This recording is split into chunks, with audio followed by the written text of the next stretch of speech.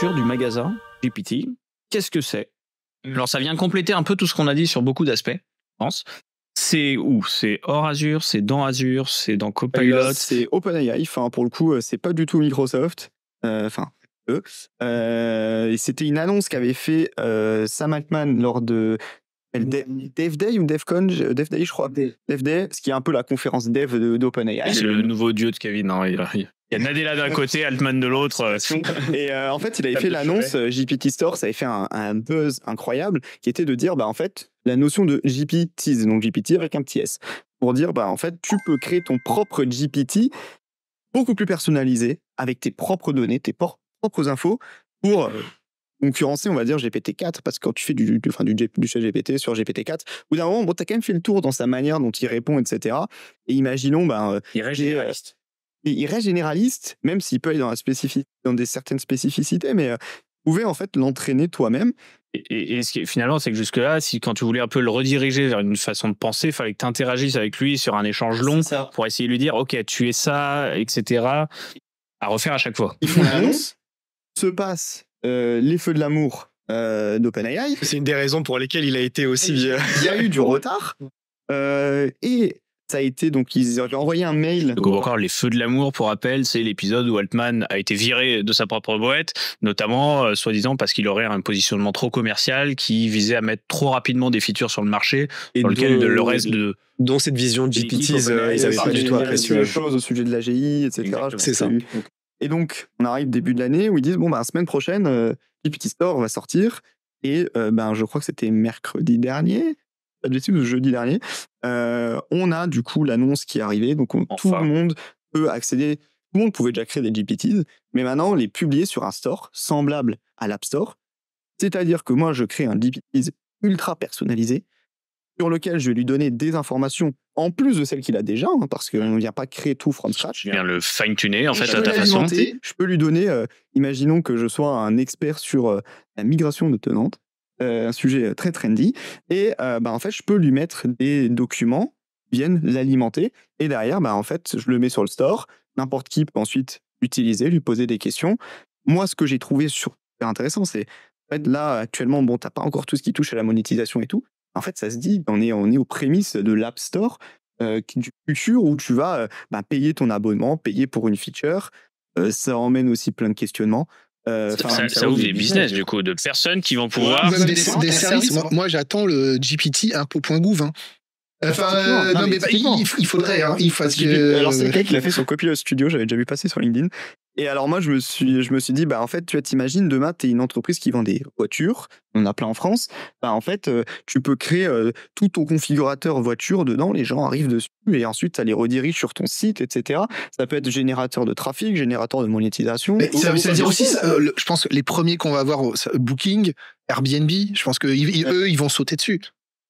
Mais eux, potentiellement, ils vont se l'intégrer dans leur site. Enfin, tu vois, ça sera un parallèle avec ce qu'ils ont fait. Pour te ramener les gens, en fait. Ce que je trouve intéressant, tu as évoqué l'expertise. Je suis un expert. Et ça, d'un point de vue entrepreneurial, il y a un paquet d'experts qui ont vraiment une connaissance qu'on vient consulter sur YouTube ou autre, pourraient avoir un semblable, on va dire, de tout ce qu'ils savent, parce qu'ils ont des notes, parce qu'ils ont leurs vidéos, parce qu'ils ont plein de trucs qu'ils peuvent alimenter.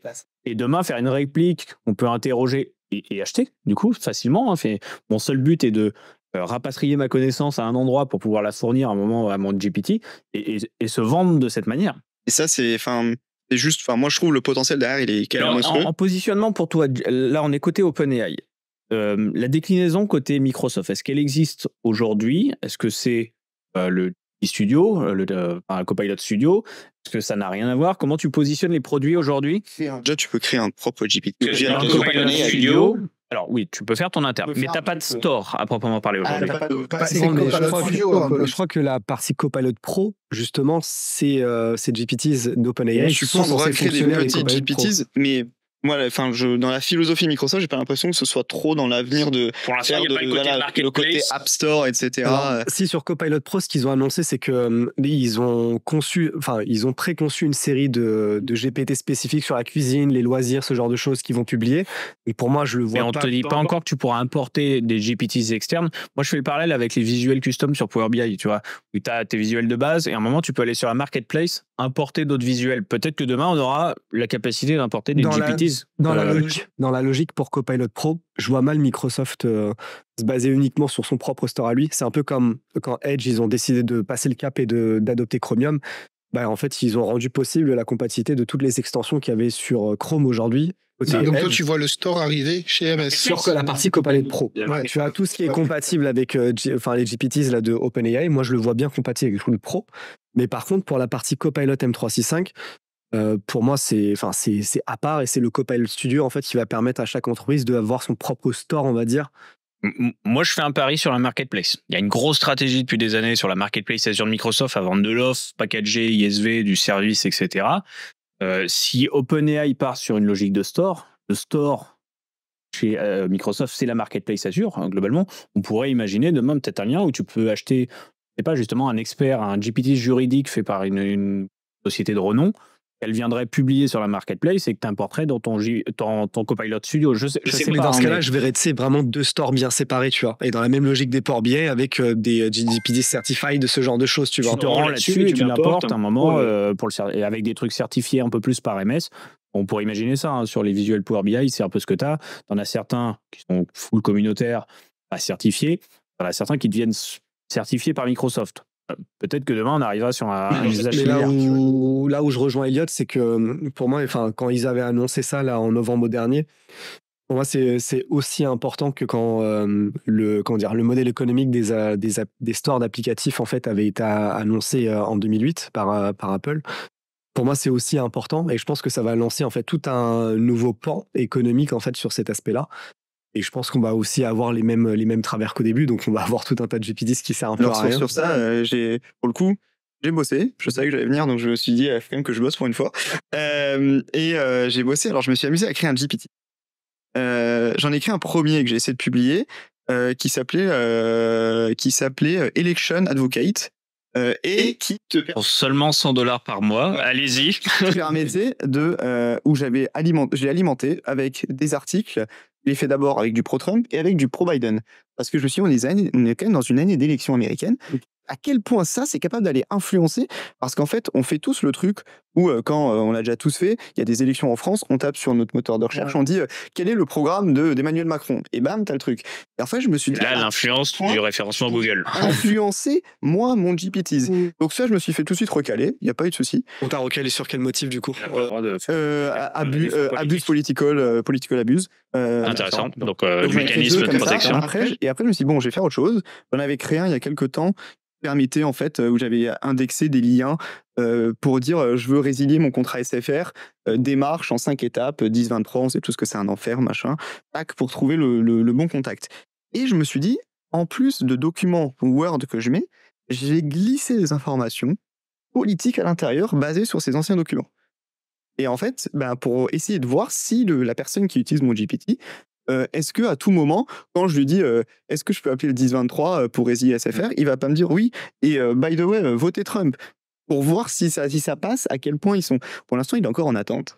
Mais il s'est pas fait refouler de suite. Okay. Donc c'est assez intéressant. Et ouais, toi, tu veux l'éprouver pour se dire est-ce qu'à un moment on peut pareil le détourner comme ils ont fait avant ça avec les gens qui injectaient dans des pages web en police 1 pouce blanc sur blanc des fausses infos ou carrément des lignes de code d'injection. En fait, c'est la même. Comme quand tu te fais retargeter sur les réseaux parce que tu regardes certains contenus, en fait, tu peux te faire indexer par du Biden, par du Trump, tu vois.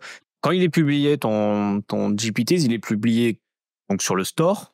D'un point de vue référencement, tu vois comment ça marche. Derrière, tu pourras y accéder par Google en cherchant expert. Non, ça, je crois pas. Tu passes que par le store et franchement, honnêtement, actuellement, je ne comprends pas comment il fait le référencement parce que j'ai l'impression que il n'y a pas un système d'SEO qui te permet de mettre ton GPT en haut. C'est tout frais, je pense. C'est encore assez récent. C'est comme on attend les DLC et les achats in chatbot. Ce qui fait sens, clairement. Ça va venir. Ce qui fait sens quand même dans tout ça, c'est que depuis que ChatGPT est sorti, il y a un paquet de personnes qui mis à créer leurs propres GPTs et à le vendre même avec des entraînements sur la loi, sur des juridiques. Et t'en as des super bien. Donc il y a déjà pareil une attente et un usage qui a commencé très tôt du GPT spécialisé, mis à la disposition de la communauté. C'est exactement ce que j'allais dire, parce que quand tu vois, il y a un monde, et d'ailleurs je pense que c'est un monde où ils vont devoir très surveiller, parce que, sans lancer le débat là, le monde des coachs sport et bien-être sur YouTube, c'est à la fois le meilleur et le pire d'Internet. C'est que t'as à la fois des gens exceptionnellement bons, et t'en as même qui ont fini en prison. Donc, alors, sur ça, je sais pas si t'as regardé, mais ils ont fait toute une doc qui est précise là-dessus. Quand tu veux toucher à la santé, quand tu veux toucher. Ah, c'est bien ça. Et ils ont communiqué aussi, je crois ce lundi, alors je sais pas si c'est suite à GPT, mais comment est-ce que va se passer OpenAI suite aux élections américaines qui vont arriver.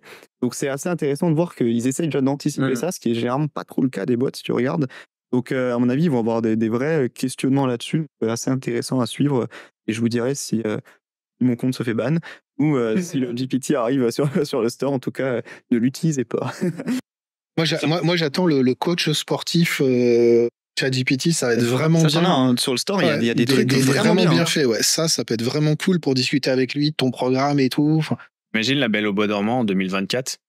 ChatGPT, dis-moi qui est la plus belle. Et t'as le miroir GPT qui te répond en disant. Ils m'ont fait, tu vois, sur le modèle GPT pour les histoires pour enfants, pareil. Donne-moi une histoire pour enfants rapide à raconter. Et quand tu faisais tes tests, tu sais, par rapport aux données que tu as injectées, là, par contre, il te soulevait aucune limitation. Tu pouvais mettre tout ce que tu voulais. C'est un système classique. C'est la publication qui te dit attention. Le contrôle, il se passe après, en fait. C'est des IA qui contrôlent les IA? En fait, j'imagine que. Alors, c'est le premier principe. Enfin, je crois que très rapidement, c'est le cas.